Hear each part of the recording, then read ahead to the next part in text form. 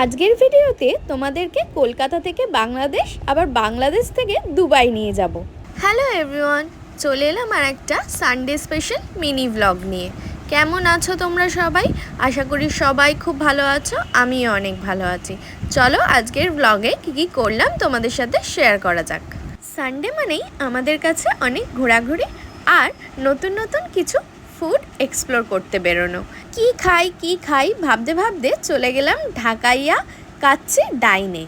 অনেক দিন ধরেই বাংলাদেশি ফুড ব্লগগুলো দেখতে দেখতে মনে হচ্ছিল বিরিয়ানি তো অলওয়েজ খাই, তাই একটু নতুন কিছু ট্রাই করা যাক। যেমন ভাবা তেমন কাজ, অর্ডার করে দিলাম বাংলাদেশের স্পেশাল কাচ্চি বিরিয়ানি। আর তার সাথে তোমাদেরকে এই ভিডিওটাতে অ্যাড করে দিলাম মেনু কার্ডটা, তোমরা পজ করে কিন্তু দামগুলো দেখে নিতে পারো।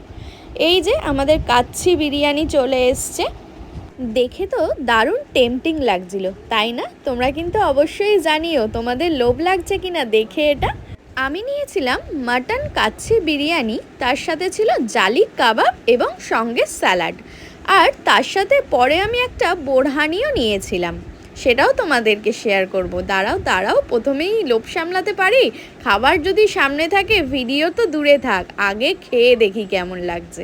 কাচ্চি বিরিয়ানি মানে আমাদের এখানকার কলকাতা স্টাইল বিরিয়ানিতে যেমন আগে মাংসটা প্রিপেয়ার করে নিয়ে দেন রাইসটা দিয়ে দম দেওয়া হয়, এই ঢাকাইয়া কাচ্চি বিরিয়ানিটা কিন্তু একদম সবটা একসাথে দম দেওয়া হয়, তাই ফ্লেভারগুলো চালের মধ্যে ভীষণ ভালোভাবে গেছে। এবং তারপরে হঠাৎ আমি আবার এক্সপ্লোর করলাম যে এটাতে আমার আবার ডিমও দিয়েছিল।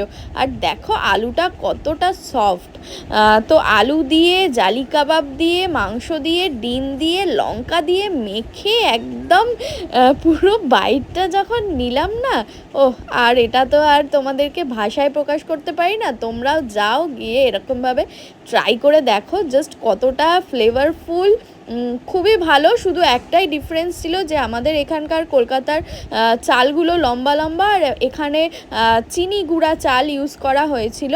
আর তার সাথে জালি কাবাবটাও খেলাম এবং জালি কাবাবটা দারুণ ছিল। ভিডিওটা এডিট করতে করতে মুখে এখনই জল চলে আসছে।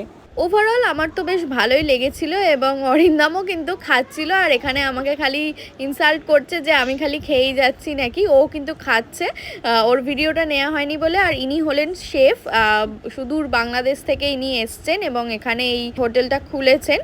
ভীষণ ভালো এনাদের ব্যবহার ছিল।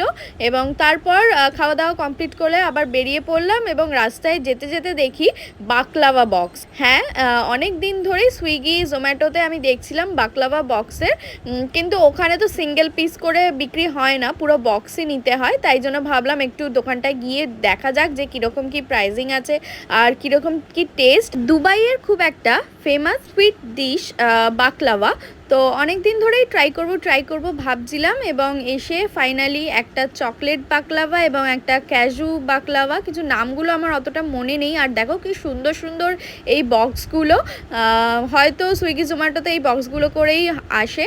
এবং এই দেখো দুখানা নিয়েছিলাম, প্রত্যেকটাই পুরো ভেতরটায় একদম কাজু ভর্তি ছিল, আমন্ড কাজু প্রত্যেকটাই, ওর জন্য হয়তো প্রাইসটা এতটা বেশি। যাই হোক, খেয়ে ওভারঅল মোটামুটি ভালোই লেগেছে, একবার ট্রাই করার জন্য যথেষ্ট। ভিডিওটা ভালো লাগলে অবশ্যই লাইক আর কমেন্ট করো। দেখা হচ্ছে পরের ভিডিওতে, টাটা।